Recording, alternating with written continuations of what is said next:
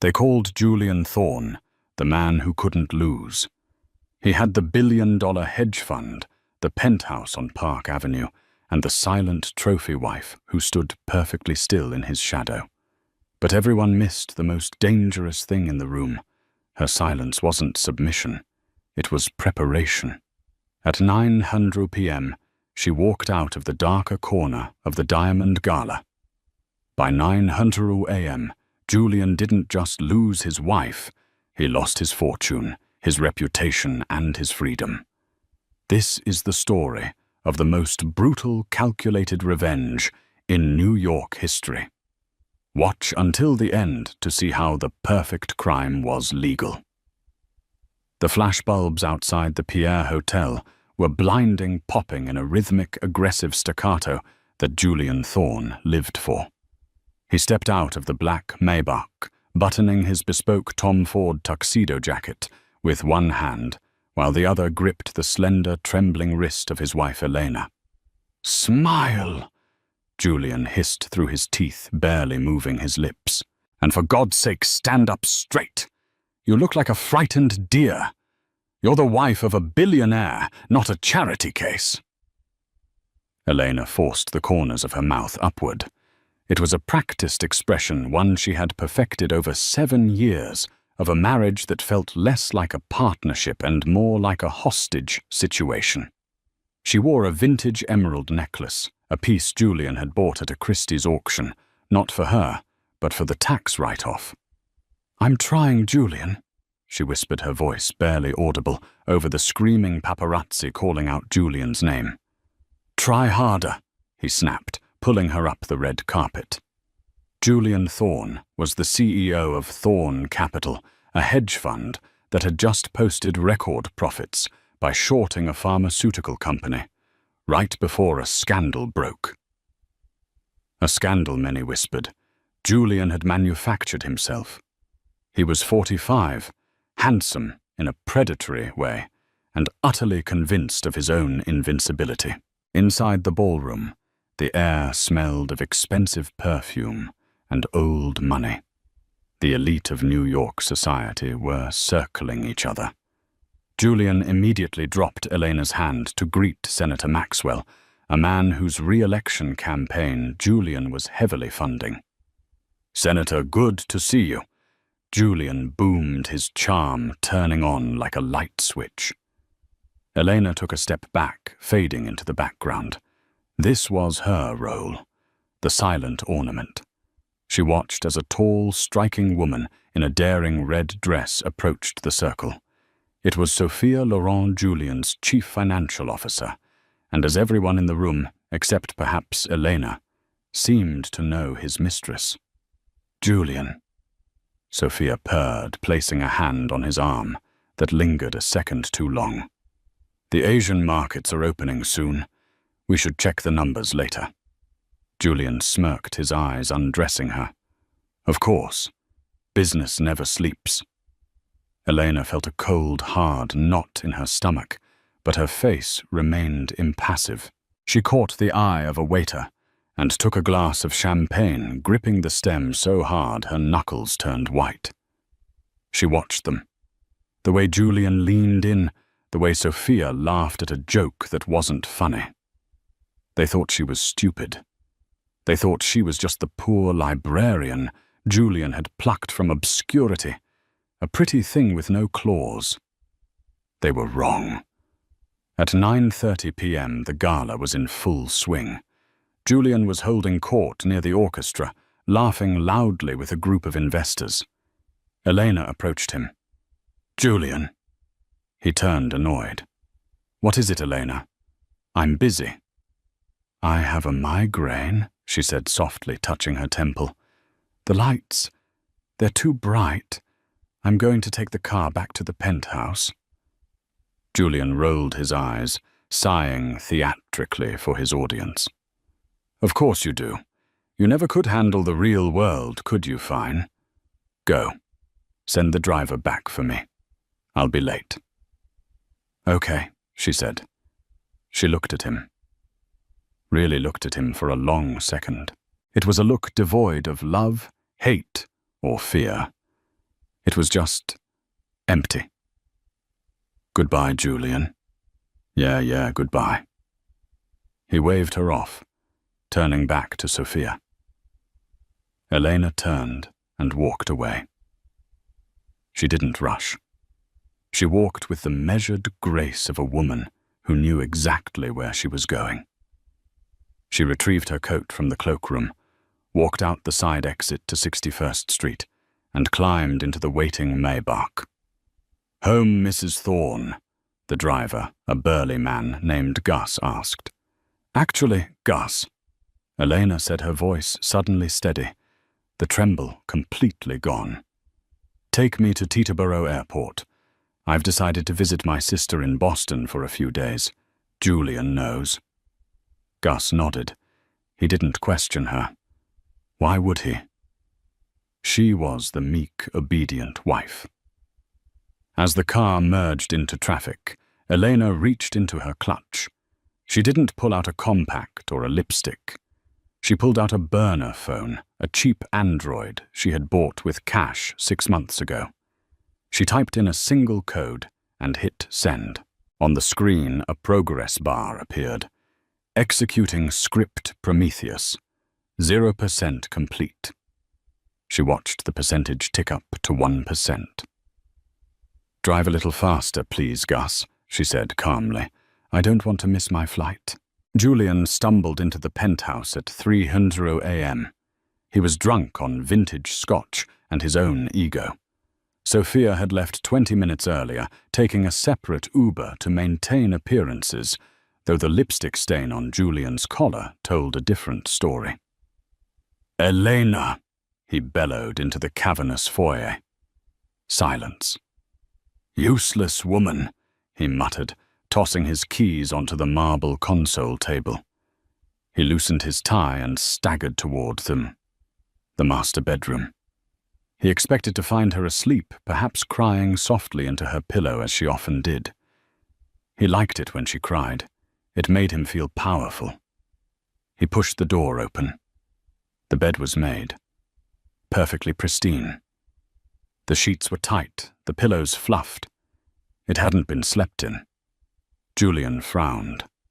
"Elena." He checked the bathroom. Empty. He checked the guest rooms. Empty. A flicker of irritation rose in his chest. Had she actually gone to a hotel? If she had, he would cancel her credit cards in the morning. He would teach her a lesson about leaving without permission. He went to the walk-in closet to change. He froze. The closet was usually filled with Elena's modest collection of designer clothes, things he forced her to wear. But tonight it looked normal. Her dresses were there. Her shoes were lined up. But something was wrong. The spacing was off. He walked to the back of the closet, where the wall safe was hidden behind a painting of a seascape. He moved the painting. The safe door was closed. He punched in the code 0 to 5 1880. His birthday. The light turned red. Error. He frowned. He typed it again. Error. What the hell? He tried the master override code. Error. System lockdown initiated. Damn it! He kicked the wall. He was too drunk to deal with a malfunction. He decided to deal with Elena's tantrum in the morning. He stripped down to his boxers and collapsed onto the bed, passing out within seconds. He didn't hear the hum of the servers in his home office down the hall, suddenly spike the fans whirring as they processed terabytes of data. He didn't hear the notification ping on his phone, then another, then a cascade of them lighting up the dark room like strobe lights. Julian woke up at 8:15 a.m. to the sound of pounding. It wasn't a polite knock. It was a heavy, authoritative thudding against the front door of the penthouse. He groaned, his head throbbing. "Gus, get to the door!" he yelled. No answer. The house was dead silent, except for the pounding. Julian dragged himself out of bed. He grabbed his silk robe. "I'm coming, hold your horses." He marched to the front door, anger rising. He looked through the peephole and stopped dead. It wasn't the doorman. It wasn't room service. Standing in the hallway were 3 men in windbreakers. On the back of the jackets, in bold yellow letters, was the acronym FBI. Julian's heart hammered against his ribs. He unlocked the door. "Julian Thorne?" the lead agent asked. He was an older man with a face like carved granite. "Yes," Julian said, trying to summon his CEO voice. "Do you have any idea what time it is I'm calling my lawyer?" "You can do that, Mr. Thorne," the agent said, stepping into the foyer without waiting for an invitation. "I'm Special Agent Miller. We have a warrant for the seizure of all electronic devices and physical assets located in this residence." "Seizure on what grounds?" Julian demanded, backing up. "This is harassment, on the grounds of wire fraud, embezzlement, insider trading, and—" Agent Miller looked down at a clipboard, "violating the RICO Act." "That's insane." Julian laughed nervously. "My books are spotless. My CFO handles everything." "Your CFO, Ms. Sophia Laurent, was picked up by our team 20 minutes ago at her apartment," Miller said calmly. "She's already cooperating." The color drained from Julian's face. "Sophia. But that's not why we're here right this second. Mr. Thorne," Miller said, looking around the apartment. "We're also here regarding the welfare of your wife, Elena Thorne." "Elena?" Julian blinked. She's at her sister's, or a hotel. She had a migraine." Miller stared at him. "Mr. Thorne, we received an automated distress signal from this address at 3:00 a.m., indicating a domestic disturbance, followed by a data dump sent to the SEC, the DOJ, and the New York Times, seemingly from Mrs. Thorne's personal cloud account. The email contained a suicide note claiming she was afraid for her life because of what she knew about your business." "Suicide note," Julian whispered. No, she's fine. She's just playing games." "We found her car, Mr. Thorne," Miller said, his voice dropping an octave. "It was parked on the George Washington Bridge. The engine was running. Her purse and shoes were on the railing. We haven't found a body yet because the current is strong." Julian felt the room spin. The hangover vanished, replaced by cold terror. "She's not dead," Julian stammered. "She wouldn't. She doesn't have the guts." "Or maybe—" Miller stepped closer. "Someone helped her over the edge. We know about the mistress, Julian. We know about the offshore accounts in the Caymans, the ones that were emptied 5 hours ago. Every cent, Mr. Thorne. Transferred to untraceable crypto wallets." "Emptied?" Julian choked. "You have $0 in your operating accounts," Miller said, "and since the transfers were authorized by your biometric data, it looks like you're trying to run. That's why we're here to arrest you. You're a flight risk." "I didn't authorize anything," Julian screamed. "Tell it to the judge." Miller nodded to the agents behind him. "Cuff him." As the cold steel clicked around Julian's wrists, he looked wild-eyed around the penthouse. He looked at the family photo on the console table. Julian smiling. Elena looking down.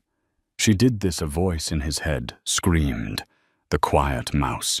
She didn't just leave. She burned the house down. The interrogation room at the FBI field office in Lower Manhattan was a cold, windowless box that smelled of stale coffee and industrial cleaner. Julian Thorne sat at a metal table. His tuxedo shirt unbuttoned at the collar, the expensive fabric now wrinkled and stained with sweat. For 6 hours he had been demanding his lawyer, Marcus Sterling, a man who charged $1,500 an hour and had kept Julian out of jail twice before. But when Marcus finally arrived, he didn't look like the shark Julian remembered. He looked pale. "Get me out of here, Marcus." Julian snapped his voice hoarse. "This is a misunderstanding. Elena is having a breakdown.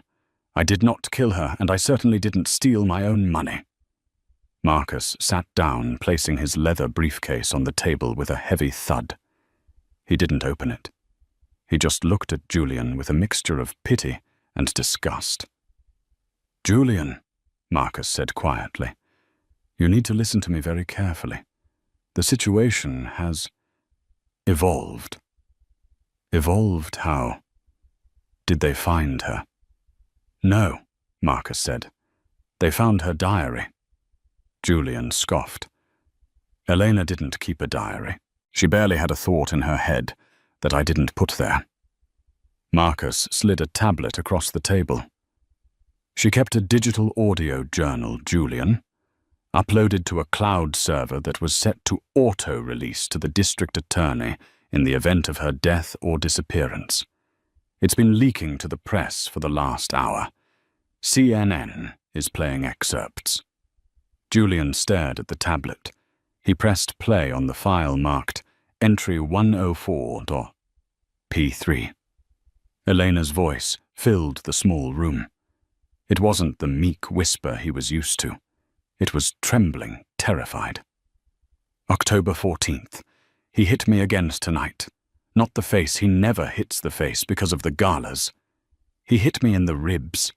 He told me that if I ever tried to leave, he'd bury me under the foundation of the New Hamptons house. He said he has friends in the police. He said nobody would miss a librarian from Ohio. I'm so scared. I think he's moving money around. I saw him with Sophia. They were talking about liquidating assets and starting fresh. I think he's going to kill me to make space for her." The recording ended with the sound of muffled sobbing. Julian's mouth hung open. "That's a lie. I never hit her. I mean, I grabbed her arm sometimes, sure, but I never broke her ribs. And bury her, that's movie villain garbage." "It doesn't matter, Julian," Marcus said, loosening his tie. "Because the forensic accountants found the transfers. Billions of dollars moved from your accounts into shell companies that look like they belong to you and then vanished into the dark web. The IP addresses used to authorize the transfers, they trace back to your personal laptop, logged in with your retina scan at 2:45 a.m. last night." "I was asleep," Julian roared. "And can you prove that?" Marcus shot back. "Your wife is missing, presumed dead. She left a note saying you were going to kill her. Money is missing. Your mistress has admitted to the affair and told the feds you were planning to divorce Elena, but didn't want to split the fortune. The narrative is set, Julian. To the world, you're not a billionaire genius anymore. You're the Bluebeard of Wall Street. You murdered your wife to run away with your mistress and your money." "Sophia." Julian's eyes narrowed. "Sophia can vouch for me. She knows I didn't move that money." Marcus sighed, rubbing his temples. "Sophia Laurent signed a plea deal 20 minutes ago. She's claiming you coerced her into the fraud. She's throwing you to the wolves to save herself from a 20-year sentence. She told them about the insider trading the falsified reports, everything. She gave them the smoking gun emails." Julian felt the blood leave his extremities. "What emails?" "Emails from your account to her detailing the illegal shorts. Emails you sent last week." "I didn't send any emails," Julian screamed, slamming his fist on the table. "They came from your device Julian sent during hours you claim you were working late." Marcus stood up. "I can't represent you on this. The conflict of interest is too high, and frankly, the firm is dropping you. Your assets are frozen. You can't pay me. Good luck with the public defender." Marcus walked out. Julian sat alone in the silence. The weight of it crushed him. He wasn't fighting a legal battle anymore. He was fighting a ghost. Eleanor had constructed a reality that was more convincing than the truth. The arraignment the next morning was a circus. The courthouse steps were swarmed with protesters holding signs that read, "Justice for Eleanor," and "Eat the rich."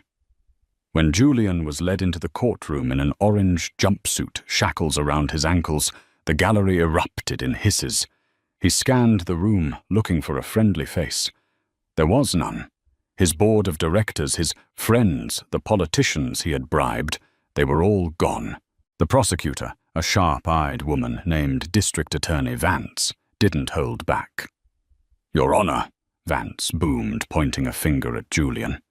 "This man is a flight risk of the highest order. He has successfully hidden over $2 billion of stolen funds. He is the prime suspect in the disappearance and likely homicide of his wife. We request that bail be denied." Julian's public defender, a harried man named Mr. Klein, who smelled of cigarettes, stood up weakly. "Your Honor, the evidence is circumstantial. No body has been found." The judge, a stern man named Justice Halloway, a man Julian had once insulted at a golf tournament, peered over his glasses. "Mr. Thorne, given the massive financial resources you have apparently squirreled away, and the grave nature of the threats recorded by the victim, I am remanding you to Rikers Island pending trial. Bail is denied." The gavel banged. It sounded like a gunshot. As the bailiffs dragged Julian away, he looked at the press gallery. A camera zoomed in on his face. He didn't look arrogant anymore. He looked like a trapped animal. And in a small, nondescript motel room 300 miles away, a woman watched the live stream on a burner tablet. She took a sip of cheap coffee, her eyes cold and dry. She whispered one word at the screen. "Karma." Rikers Island was a far cry from the penthouse at the Pierre. Julian was placed in protective custody, which meant solitary confinement, ostensibly for his own safety. But in reality, it was just another form of torture. For 3 days, Julian paced the 6x8 cell. He had no phone, no internet, no contact with the outside world, except for Mr. Klein, who brought only bad news. "They found blood in the trunk of the Maybach," Klein told him on the 4th day. "What?" Julian gripped the plexiglass divider. "That's impossible. I didn't touch her." "It's a match for Elena's DNA," Klein said, looking at his notes. "Just a few drops under the spare tire mat. The prosecution is theorizing you knocked her out. Put her in the trunk, drove her to the bridge, and tossed her over." "I didn't drive the car," Julian yelled. "Gus drove the car." "Gus is gone, Julian," Klein said. "The driver. He vanished the same night Elena did. The police think you paid him off to help you and then he skipped town. Or maybe you killed him too." Julian slumped back in his chair. It was perfect. It was too perfect.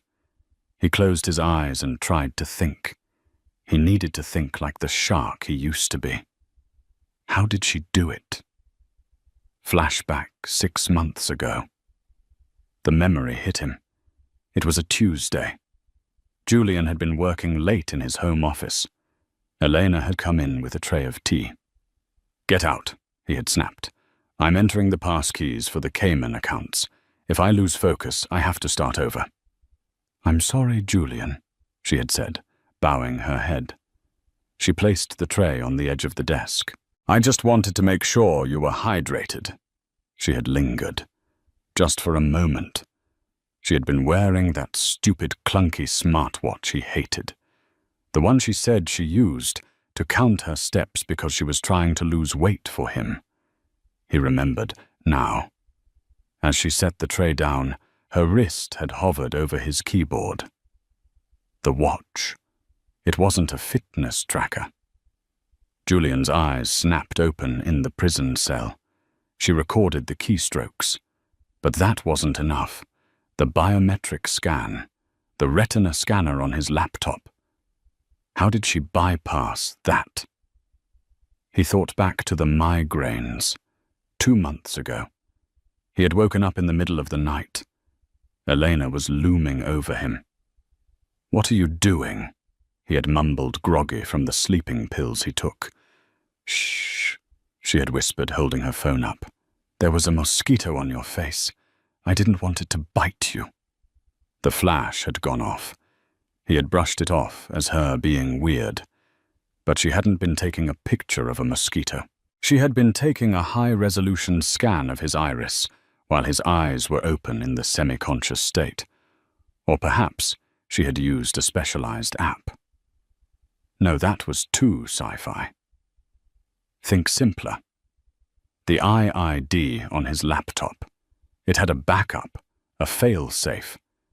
If the scanner failed 3 times, it required a master password and a physical security key, a YubiKey he kept on his keychain. His keychain.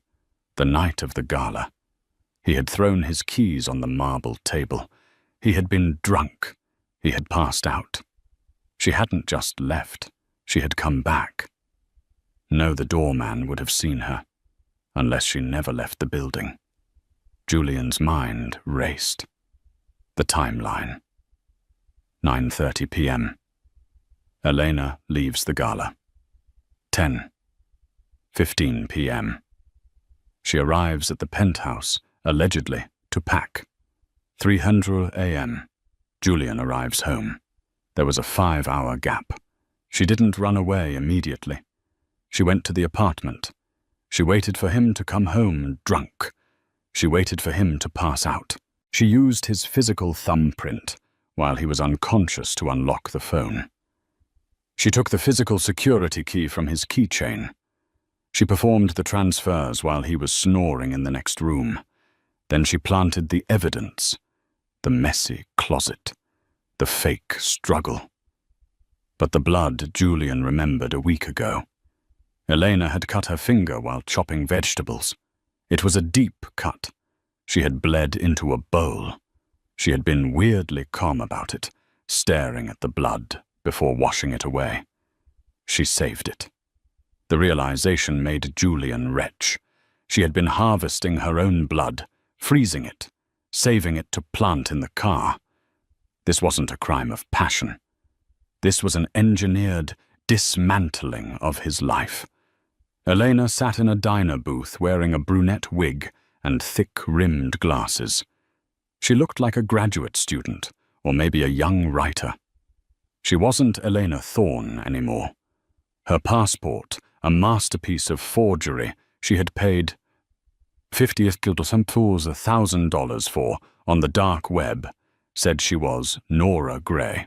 She opened her laptop, a brand-new air-gapped machine that had never touched Julian's Wi-Fi. She navigated to a secure banking portal. The interface was plain grey text on a black background. Account balance, 214,000 tons distributed. Status laundered, clean.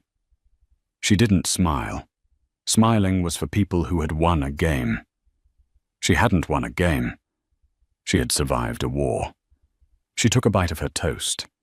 She scrolled through the news. Thorne Capital collapses, SEC, freezes all assets. Search for body continues in Hudson River. She clicked on an article about Sophia Laurent. Mistress confesses he made me do it. Elena allowed herself a small, cold smirk. That was the master stroke. She hadn't just framed Julian.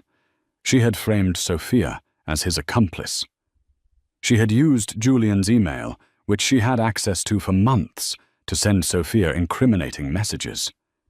She had planted deposits in Sophia's accounts, just enough to look like bribes, not enough to make Sophia rich. She had turned Julian's 2 allies against each other.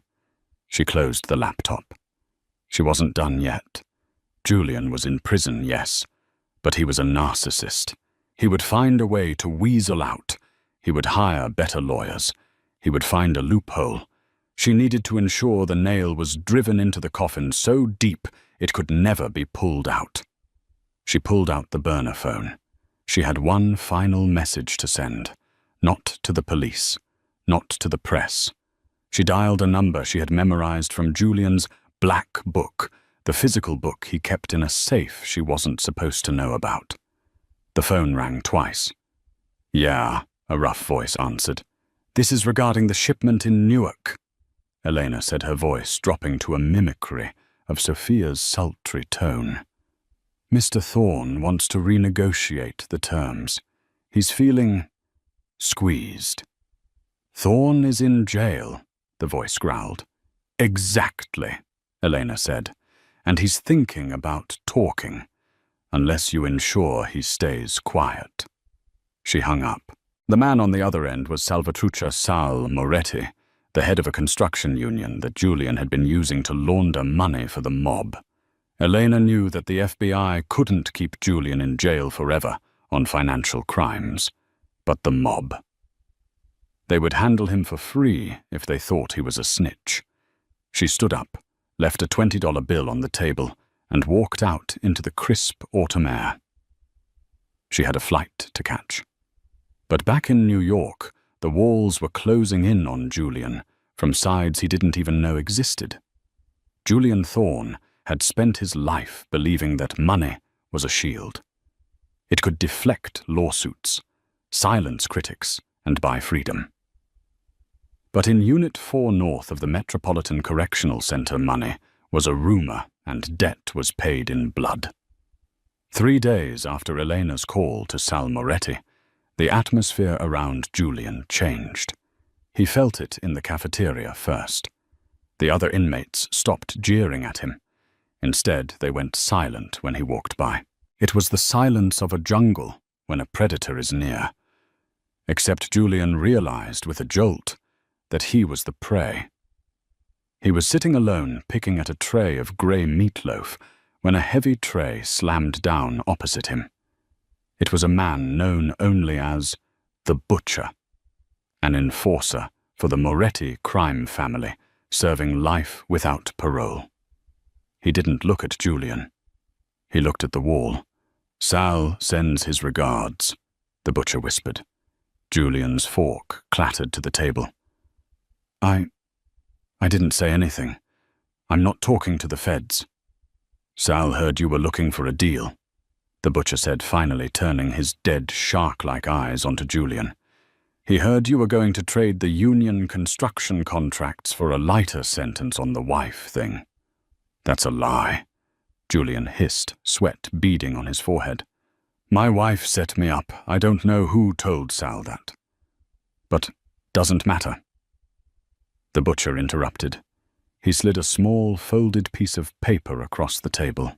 "You have 24 hours to plead guilty to everything. The fraud, the murder, all of it. You go away for life, you keep your mouth shut, and you live. You try to fight it, you try to cut a deal." The Butcher made a slicing motion across his neck. "Enjoy your lunch, Mr. Thorne." Julian stared at the paper. It was a picture of his elderly mother in her nursing home in Florida. Taken yesterday. The blood drained from Julian's face. Elena didn't just freeze his assets. She had weaponized his criminal associates against him. She knew he had no way to contact Sal to explain. She knew Sal was paranoid. She had backed Julian into a corner where the only way to save his life and his mother's was to accept life in prison for a murder he didn't commit. That afternoon, Julian met with his public defender, Mr. Klein. "I want to take the plea," Julian said, his voice trembling. Klein looked shocked. "Julian, are you sure the evidence on the murder is circumstantial? We could beat the homicide charge. We could get it down to manslaughter, maybe 10 years. "No!" Julian screamed, checking the door of the interview room. "No trials, no press. I want to plead guilty to first-degree murder and grand larceny. Today, right now." "But why?" Klein asked, baffled. Because I want to live, Julian whispered, putting his head in his hands. The irony tasted like ash in his mouth. He was a billionaire genius who could predict market crashes, yet he had been checkmated by a woman whose favorite hobby was knitting. He was going to prison for killing a woman who was currently breathing free air just to stop a mobster from killing him for a snitch he hadn't committed. It was the perfect trap. The morning of the sentencing, the sky over Manhattan was a bruised purple, heavy with a coming storm that refused to break. Inside the federal district court, the air was recycled and stale, carrying the faint metallic scent of floor wax and nervous sweat. Julian Thorne sat at the defendant's table, his hands folded on the polished mahogany. To the casual observer, he looked defeated, a man crushed by the weight of his crimes. His shoulders were slumped. His expensive suit hung loosely on a frame that had lost 15 pounds in 3 weeks of solitary confinement. But internally, Julian's mind was racing with the frantic, calculated energy of a rat navigating a maze. He wasn't defeated. He was surviving. He glanced at the gallery behind him. It was packed. Reporters, former employees, curious onlookers, they were all there to see the King of Wall Street fall. But Julian was looking for only one face. The butcher. He found him in the back row. The mob enforcer was wearing a cheap suit that strained at the shoulders, looking out of place among the legal clerks and journalists. The butcher caught Julian's eye and gave a nearly imperceptible nod. It was a confirmation. Take the fall. Keep your mouth shut about the union money laundering, and you live. Julian exhaled a breath he didn't realize he'd been holding. He had made the deal. He would plead guilty to the murder of Eleanor Thorne. He would confess to a crime he didn't commit to save himself from a death sentence on the streets. It was the hardest trade he had ever made, but Julian Thorne was a survivor. He would go to a minimum security federal camp, keep his head down, and maybe, just maybe, in 20 years, he could appeal on grounds of ineffective counsel. "All rise!" the bailiff bellowed, his voice echoing off the high, coffered ceilings. The Honourable Justice Halloway swept into the room, his black robes billowing like storm clouds. Halloway was a hanging judge, a man who despised white-collar criminals. He took his seat and peered over his wire-rimmed glasses, his gaze landing on Julian like a physical weight. "Mr. Thorne," Halloway said, his voice dry and scratching like sandpaper, "we are here for sentencing. You have entered a plea of guilty to 1 count of first-degree murder and 24 counts of wire fraud and grand larceny. Do you stand by this plea?" Julian stood up. His legs felt heavy, as if he were wading through concrete. He licked his dry lips. "I do, Your Honor." "And do you have anything to say before this court passes sentence?" This was the moment, the performance. Julian had rehearsed this in his cell 1,000 times. He had to sound remorseful enough to satisfy the judge, but broken enough to satisfy the mob. "Your Honor," Julian began, his voice cracking perfectly. I loved my wife. But I was greedy. I was weak. The money became a sickness. When Elena found out, I panicked. I didn't mean for it to happen. It was an accident that spiraled out of control. I accept full responsibility for her death and for the financial crimes I committed. I only ask for mercy." A murmur went through the crowd. The admission. The press scribbled furiously. Justice Halloway let the silence stretch. He shuffled the papers on his bench, the sound amplified by the microphone. "Mr. Thorne," the judge said finally, "I have sat on this bench for 30 years. I have seen drug dealers, hitmen, and terrorists, but rarely have I seen a man so devoid of a soul as you. You didn't just kill your wife. You erased her. You disposed of her like she was a line item on a spreadsheet that didn't balance. And then you stole billions, destroying the livelihoods of thousands of investors to fund your escape. Julian flinched. Just get it over with, he thought. Mercy is for those who show humanity. Holloway continued, his voice rising. You have shown none. Therefore, this court shows you none. The gavel raised. Julian Thorne, I sentence you to life in federal prison without the possibility of parole. You are remanded to the custody of the Bureau of Prisons immediately. Bang! The sound was like a gunshot in the quiet room. Life without parole. Julian's knees buckled slightly. He had expected 50 years, maybe 40. But life. Take him away, Holloway ordered, not even looking up as he closed the file. The bailiffs were on him instantly, their hands rough as they cuffed his wrists behind his back. The flashing cameras blinded him as he was hauled toward the side door. He looked back for the butcher, but the seat was empty. The mob had gotten what they wanted. Julian was buried. They didn't take him back to Rikers immediately. They shoved him into a temporary holding cell in the basement of the courthouse while the paperwork was processed. It was a cold, windowless, concrete box with a stainless steel toilet and a single metal bench bolted to the floor. Julian sat on the bench, staring at the graffiti scratched into the grey paint. He was in shock. Life. He would die in a cage. But at least he was alive. At least the mob wouldn't shank him in the shower. He had outsmarted death. The heavy steel door buzzed and clicked open. Julian looked up, expecting the transport officers. Instead, a small, balding man in an impeccable charcoal suit walked in. He held a leather briefcase and looked distinctly out of place in the grime of the holding cell. "Mr. Thorne?" the man asked. His accent was Swiss, precise, clipped neutral. "Who are you?" Julian croaked. "I fired my lawyers. I don't have any money left to pay you." "I am not here to represent you," the man said, stepping into the cell but careful not to touch anything. "My name is Henry Dubios. I am a solicitor with the firm of Vanguard and Associates in Zurich. I am here to execute a specific instruction left in our escrow." "Escrow?" Julian frowned. "I don't have accounts in Zurich anymore. The Fed seized everything."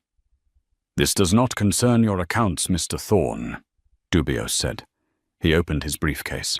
"This concerns a package that was deposited with our firm 7 years ago, with strict instructions to be delivered to you personally only in the event of a sentencing of life imprisonment or death." Julian felt a cold prickle on the back of his neck. 7 years ago, who deposited it? Dubios didn't answer. He simply pulled out a thick, cream-colored envelope. It was sealed with red wax. "This is for you. My task is complete." The solicitor placed the envelope on the metal bench next to Julian, turned, and knocked on the door.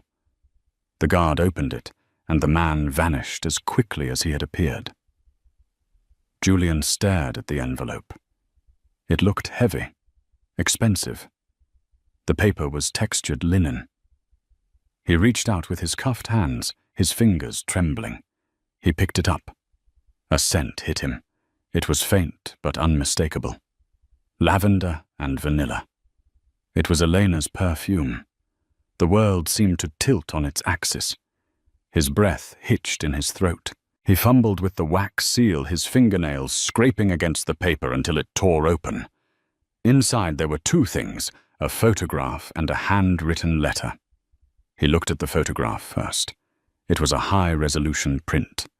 It showed a toddler, a little boy, maybe 2 years old, sitting on a lush green lawn, laughing as he reached for a bubble floating in the air. The boy had dark curls and bright, intelligent eyes. Julian turned the photo over. On the back, in Elena's neat cursive handwriting, was a date, August 2024. He frowned. He didn't know this child. Why was she sending him baby pictures? He unfolded the letter. The pages were covered in dense, elegant script. He began to read.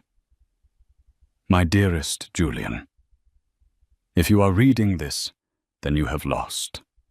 You are sitting in a cage, likely confused, likely terrified, and wondering how the quiet, mousy librarian you married managed to destroy the great Julian Thorne.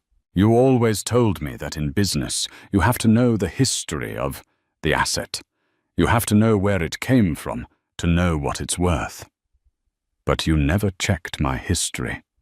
Did you, Julian? You saw a pretty face in a library, a woman with no family, no connections, someone you could mold into the perfect silent accessory. Do you remember 2008?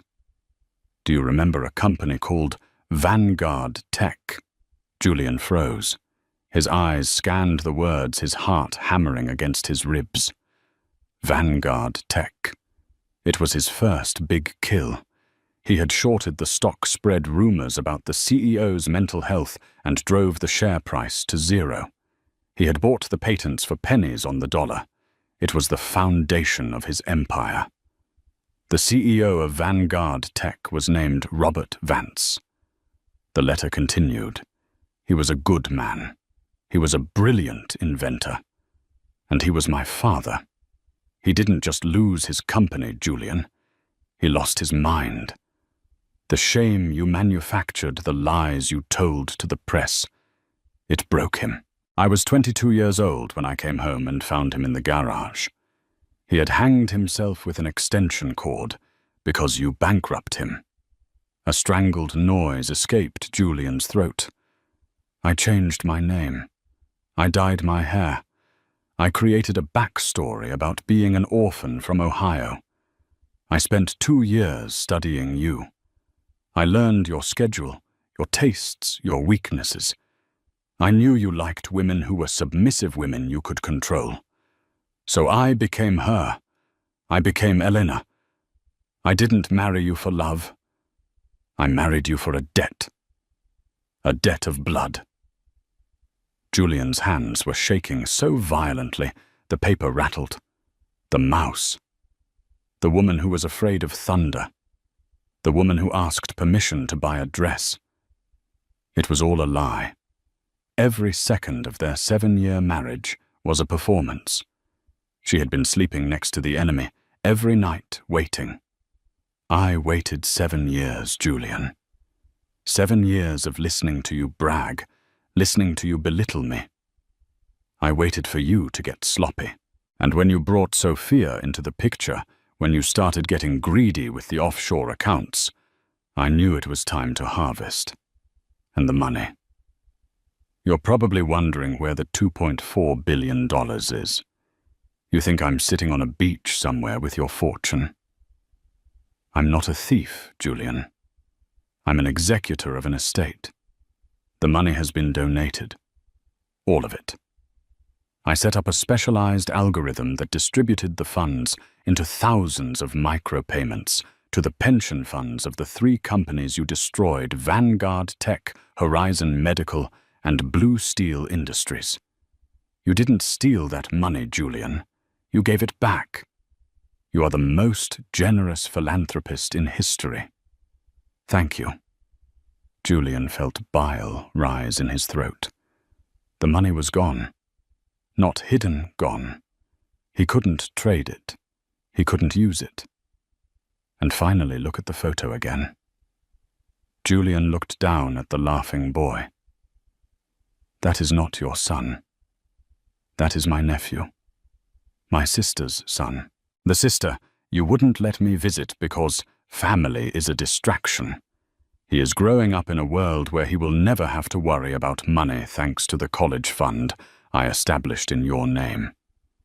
You are right about one thing, though. Elena Thorne is dead. She died the moment I walked out of that gala. The woman who remains is free. I have left you nothing, Julian. No money, no reputation, no freedom. And the worst part. You put yourself here. I didn't kill you. I just handed you the rope, and you, in your arrogance, tied the noose yourself. Enjoy the silence. You bought it. E. Julian dropped the letter. It fluttered to the dirty concrete floor, landing face up. The rope. The realization crashed into him like a tidal wave. She knew he would plead guilty. She knew he would be too afraid of the mob to fight the charges. She had calculated his cowardice just like he used to calculate stock trends. He wasn't a victim of bad luck. He wasn't a victim of the system. He was a victim of a 7-year-long con artist who had hated him with a precision that bordered on art. A sound started low in his chest. A laugh. But it wasn't a happy sound. It was a jagged, broken thing. She... Julian gasped, his eyes big and unseeing. She donated it. The laugh turned into a sob. Then a scream. Julian Thorne, the billionaire, the genius, the predator, threw himself against the steel bars of the holding cell. He screamed until his voice gave out. He screamed until the guards came running, batons drawn, shouting for him to get back. But Julian didn't hear them. All he could hear was the phantom sound of a woman's soft, submissive voice whispering in his ear from 1,000 miles away. Smile, Julian. You're on camera. He slid down the wall, curling into a ball on the cold floor, the letter lying just out of reach. The gilded cage had shut, and for the first time he realized he wasn't the master of the house. He was just the pet that had been put down. 5 years later. The sun over the Amalfi Coast didn't just shine. It felt like a physical weight, a warm blanket of gold that settled over the terraced cliffs and the sparkling expanse of the Tyrrhenian Sea. The air was thick with the scent of wild lemons, dried sage, and the salt spray crashing against the rocks 1,000 feet below. In the sleepy village of Ravello, life moved at a pace that Julian Thorne would have found maddening. There were no tickers tape, no high-frequency trading algorithms, no urgent emails. There was only the slow, rhythmic tolling of the church bells and the murmur of conversation in the piazza. Sitting at a small wrought-iron table outside Café di Napoli was a woman the locals knew as Miss Rosie. She looked nothing like the pale, trembling creature who had once stood on red carpets in New York City, clutching a billionaire's arm for balance. Her hair, once a chemically straightened blonde, was now cut into a sharp, chic bob and dyed a deep, warm chestnut. Her skin was tanned from hours spent tending to the small olive grove behind her rented cottage. She wore a simple linen dress and leather sandals, an outfit that cost less than a single pair of socks she used to own as Elena Thorne. But the most striking difference was her eyes. They were no longer empty. They were sharp, clear, and unburdened. Un caffè, Signora Rossi, the waiter, an elderly man named Marco, asked as he wiped down her table. Si, grazie, Marco. She smiled. It was a genuine smile, one that crinkled the corners of her eyes. And the international papers, if you have them. Marco nodded and returned with a porcelain cup and a folded copy of the International Herald Tribune. Ms. Rossi Elena took a sip of the dark, bitter espresso. She didn't need the caffeine to wake up anymore. She slept soundly every night, a luxury she hadn't known for 7 years. She opened the newspaper, scanning the headlines. Politics in London, a merger in Tokyo, a climate summit in Paris. The world kept turning indifferent to the dramas of individual men. Then she found it. It was a small column on page 14, buried beneath an advertisement. treatment for luxury watches. Former hedge fund mogul hospitalized after prison attack. Elena adjusted her sunglasses and read the text. Julian Thorne. 50 serving a life sentence without parole at the ADX Florence Supermax facility remains in critical condition following an altercation in the exercise yard yesterday. Thorne, once one of Wall Street's most powerful figures, has reportedly been the target of multiple assaults since his incarceration 5 years ago. Prison psychologists note that Thorne suffers from severe paranoia and refuses to speak to legal counsel, often claiming he is being watched by ghosts. Elena lowered the paper. She stared out at the blue horizon, where the sea met the sky in a seamless line. She tried to summon a feeling of guilt. She searched her conscience for a flicker of remorse for the man who was currently bleeding in a prison infirmary, alone, broken, and terrified. She felt nothing. Or rather, she felt balance. For 7 years, Julian had made her life a prison. He had isolated her, tracked her movements, controlled her finances, and erased her identity. He had built a golden key and told her she should be grateful for the bars. He had driven her father to suicide for profit and laughed about it over scotch. She hadn't killed him. She hadn't hired a hitman. She had simply held up a mirror.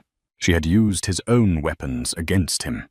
His greed, his arrogance, and his absolute certainty that he was the smartest person in the room. Julian believed he was a shark in an ocean of minnows. He never stopped to consider that the ocean itself could turn against him. The money, the $2.4 billion, was gone.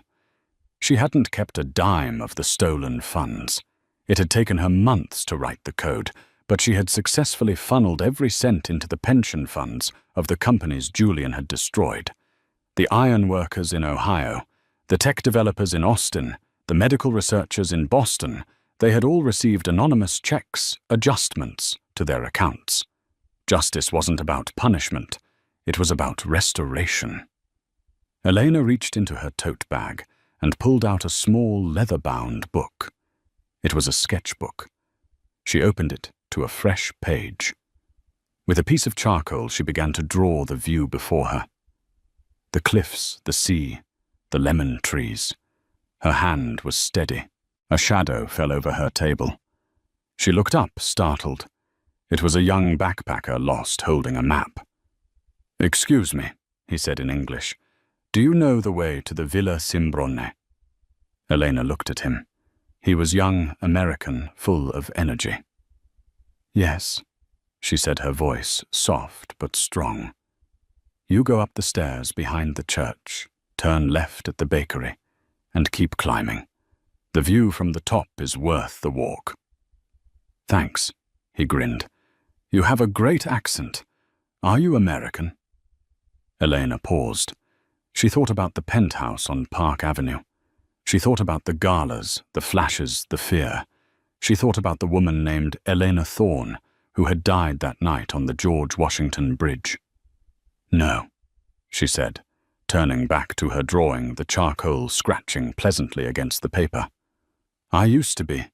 Now I'm just a local." The boy nodded and ran off up the stairs. Elena watched him go. A cool breeze blew in from the sea, rustling the pages of the newspaper where Julian's tragedy was printed in black and white ink that would fade by tomorrow. She took a deep breath, filling her lungs with the sweet air of freedom. The gilded cage was empty. The door was open. And the bird hadn't just flown. She had learned to soar. "Karma," she whispered to the wind. And for the first time in her life, the wind didn't whisper back. It just blew wild and free, carrying her secrets out to the endless blue sea. And that brings us to the end of the story of Julian and Elena Thorne. In the end, Julian lost everything, not because he wasn't smart, but because he underestimated the quiet woman standing in his shadow. Elena proved that the most powerful revenge isn't violence, It's patience. She waited, she planned, and she let Julian's own nature be his downfall. Now I have a question for you guys. Do you think Elena was right to keep the money for the victims, or should she have turned it in to the authorities? And was life in prison a fair punishment for Julian, considering he didn't actually kill her? Let me know your thoughts in the comments below. I love reading your theories. If you enjoyed this roller coaster of a story, please hit that like button, share this video with a friend who loves drama, and don't forget to subscribe and ring the bell so you never miss a new story. Thanks for watching, and I'll see you in the next one.